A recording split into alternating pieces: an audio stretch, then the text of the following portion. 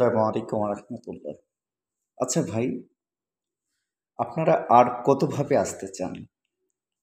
সেই যে আসা শুরু করলেন, কখনো সনাতন ধর্মাবলম্বীর ভাইদের হয়ে, কখনো আসতেছেন আনসার সদস্য হয়ে, কখনো বিভিন্ন গ্রুপের রাইট সিকার হয়ে, গ্রাম্য পুলিশ হয়ে, রিক্সা চালক হয়ে, ঢাকা মেডিকেলে চিকিৎসা করাতে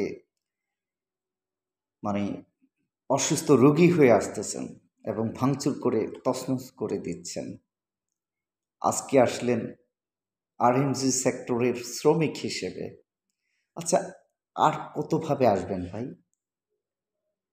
আপনাদের এই আশাটা কি কন্টিনিউ থাকবে? কেন রে ভাই? এত লুটপাট, এত দুর্নীতি, এত খুন, গণহত্যা, এই ভিডিওগুলো কি দেখেন না এখন? আপনাদের ভিতরে কি একটু মনুষ্যত্ববোধ নাই? ১৬টা বছর ক্ষমতায় ছিলেন, এত জুলুম করলেন, এই যে যেইভাবে খুন করলেন, গুলি করে নিজেরা করলেন, পুলিশ দিয়ে করালেন, র্যাব দিয়ে করালেন, বিভিন্ন বাহিনী দিয়ে করালেন, এই যে মায়ের বুকগুলো খালি করলেন, নিরপরাধ অধিকার চাইতে গিয়ে যারা শহীদ হলো, যাদেরকে চামড়ার মতো করে খুন করে গাড়িতে তুললেন, ভ্যানে তুললেন এবং আগুন দিয়ে পুড়িয়ে দিলেন, তারপরও কি আপনাদের লজ্জা নাই? আল্লাহ আপনাদের কিভাবে তৈরি করেছে ভাই? আপনারা বলতেন যে যদি ক্ষমতা একবার আপনারা সরে যান তাহলে নাকি ৬ লাখ ৩ লাখ লোক মারা যাবে।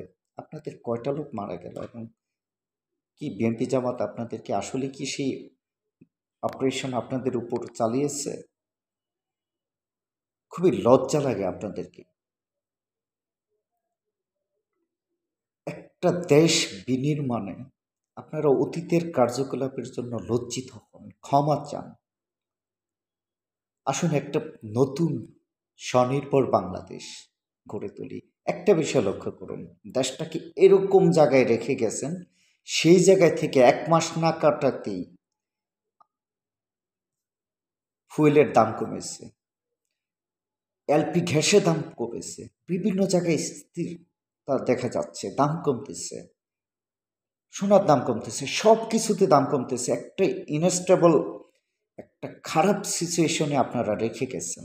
আপনারা বলেছিলেন যে মেট্রো রেলে এমন ক্ষতি হয়েছে যেখানে শত শত কোটি টাকা লাগবে, ১ বছর সময় লাগবে, কিন্তু সেটাতে ১ সপ্তাহ লাগে নাই, টাকাও তো এত লাগে নাই। তার মানে আপনারা চুরি বাটপারি করতে করতে